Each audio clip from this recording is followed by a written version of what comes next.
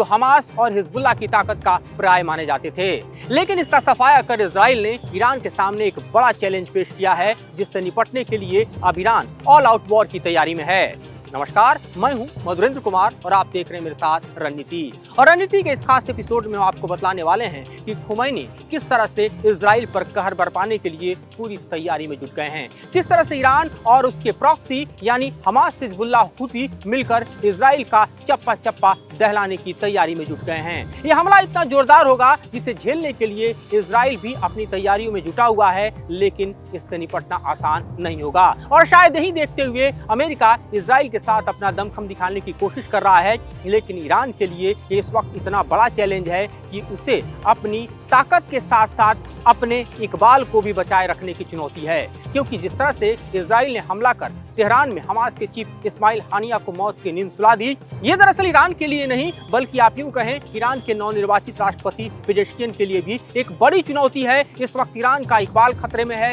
Iran की credibility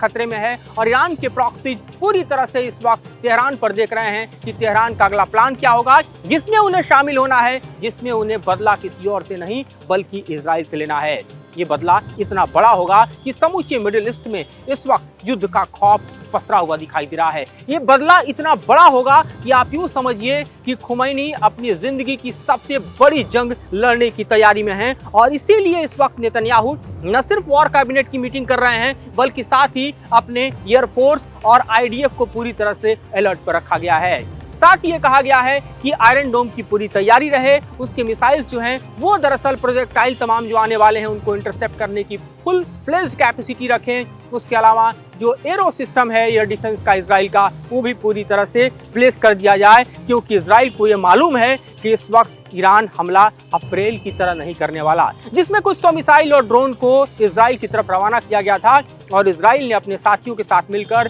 Jordan, Egypt, UK और America की मदद से उसको निराधार कर दिया था। इस वक्त का हमला इजराइल पर न सिर्फ ईरान करने वाला है बल्कि एक तरफ हिजबुल्लाह, दूसरी तरफ हुती और हमास जो है वो भी अपनी बची खुची ताकत के साथ इजराइल पर कहर बरपाएगा, क्योंकि अभी भी खान यूनिस के टनल में, जी हाँ, गजा के खान यूनिस के टनल में हमास का टॉप लीडर जिंदा है,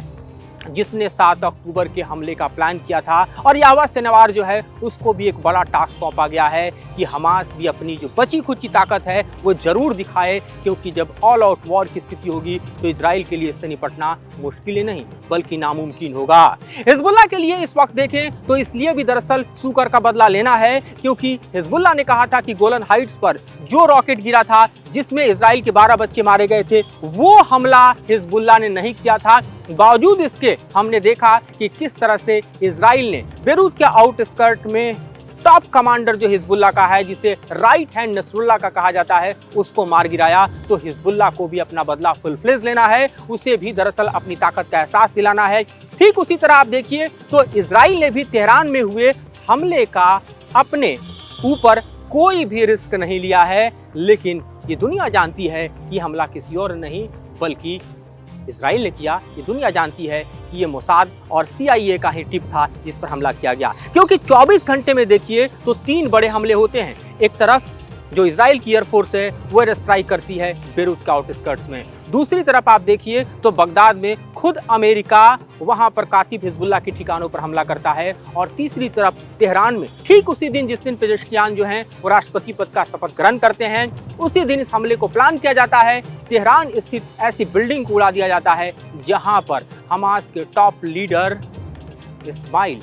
हानिया थे। इस्माइल हानिया का मतलब आप हमास के संदर्भ में यूं समझिए कि हमास को मिलने वाले जो तमाम ऐड हैं या फिर रसद है या फिर इस वक्त देखिए कि जो सपोर्ट है उसके लिए कोई और नहीं बल्कि इस्माइल हानिया की सबसे बड़ी जिम्मेदारी थी, क्योंकि इस्माइल हानिया दरअसल गजा में नहीं रहते थे, कतर से वो कोऑर्डिनेट कर रहे थे और पीस वार्ता के लिए भी कि अगर कोई पॉइंट था तो इस्माइल हानिया ही था। बावजूद इसके इजराइल ने उसे अगर मारा तो इसका मतलब साफ है कि शांति वार्ता में इजराइल का यकीन नहीं है और वो हमास को पूरी तरह से खत्म करके ही दम लेना चाहता है। लेकिन ईरान के लिए जो चुनौती दरअसल इस वक्त इजराइल ने पेश की है उससे निपटना इस वक्त पेजेश्कियान के लिए ही नहीं बल्कि खुमैनी के लिए भी बड़ा चैलेंज है और इसीलिए खुमैनी ने ऑल आउट वॉर का ऐलान कर दिया है। अब आपके लिए समझना बेहद जरूरी है कि इजराइल की सबसे बड़ी ताकत क्या है और ईरान की सबसे बड़ी ताकत क्या है। इसराइल की ताकत की अगर बात करें तो उसका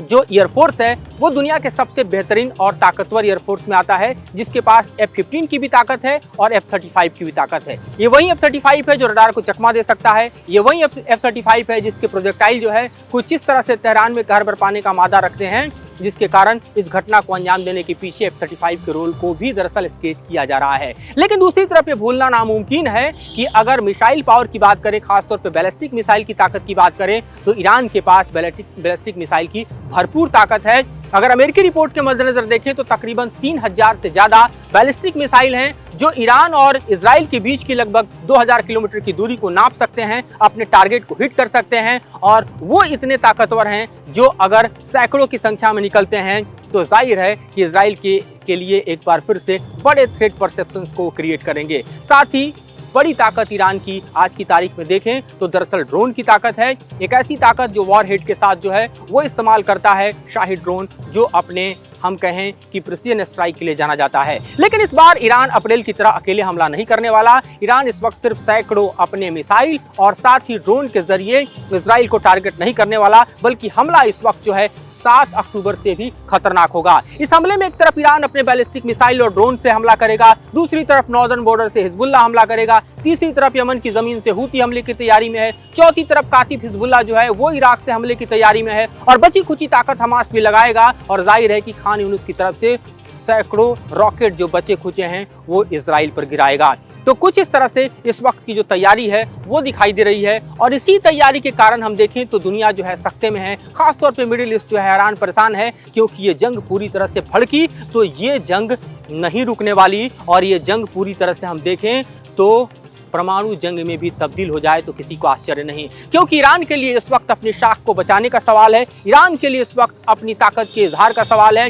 अपने प्रॉक्सीज में भी दम भरने का सवाल है, क्योंकि जिस तरह से 10 महीने से हमास जो है वो लड़ते लड़ते इस किनारे पर आग लड़ा है कि हिजबुल्लाह को अपनी ताकत का एहसास दिखाना पड़ रहा है, तो ईरान को दरअसल दमखम भरना होगा ताकि वो इजराइल के सामने न सिर्फ खुद को बल्कि अपने प्रॉक्सीज को खड़ा कर पाए। और इसीलिए इस वक्त जो असेसमेंट किया जा रहा है उसमें ये ऑल आउट वॉर जो है उसको क्रिएट करने में एक तरफ हम देखें तो ईरान, दूसरी तरफ हिजबुल्लाह, तीसरी तरफ कातिब हिजबुल्लाह, और चौथी तरफ हूती के साथ साथ पांचवी तरफ हमास की ताकत भी दिखाई दे रही है। ये सब एक साथ हमला करेंगे। हमें जानना बेहद जरूरी है कि इजराइल हो ईरान दोनों ही न्यूक्लियर पावर संपन्न कंट्री है, और ऐसे में इस तरह के हमले के जद में अगर एक दूसरे के देश आते हैं तो ये जंग भड़केगा, और इस जंग भड़कने में खतरा ये है कि ये जंग कहीं न्यूक्लियर वॉर को न ले ले। अगर हम अमेरिकी रिपोर्ट के हवाले से देखें तो तकरीबन 90 परमाणु हेड्स जो हैं वो इजराइल के पास भी हैं, और तकरीबन इसी के आसपास की क्षमता से संपन्न ईरान भी दिखाई दे रहा है, और इस कारण ये युद्ध बेहद भयावह स्वरूप ले लेगा, जिसका डर इस वक्त दुनिया पर मंडराता हुआ दिखाई दे रहा है।